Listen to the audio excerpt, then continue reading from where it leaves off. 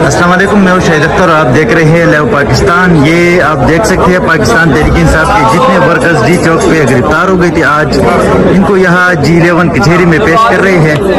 ये आप देख सकते हैं पाकिस्तान तहरीक इंसाफ के 19 वर्कर आज यहाँ पर पेश कर रहे हैं। ये आप देख सकते हैं पाकिस्तान तहरीक इंसाफ के वर्कर्स आज यहाँ पर पेश कर रहे हैं।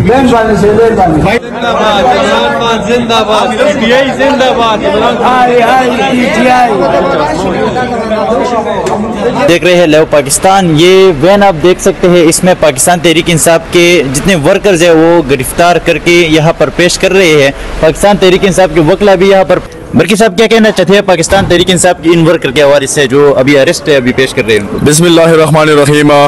ये हमारे ताना कोराल मुकदमा नंबर 844 के 19 हमारे कारकुन हैं जिनको आइडेंटिफिकेशन परेड पर रखा गया था प्रीवियस 25 दिन से, और फिर इनकी आइडेंटिफिकेशन परेड की रिपोर्ट उन्होंने जमा की थी, लेकिन प्रोसिक्यूशन ने अगेन यहाँ पे चालाकी करके ड्यूटी जज से इनको 5 तारीख लिया गया। फिर जब जज साहब के साथ हमने इस बात को आया किया तो उन्होंने कल के लिए तलबी लगाई। कल फिर ये पेश हुए, फिर इनको 1 दिन फिजिकल रिमांड दिया गया।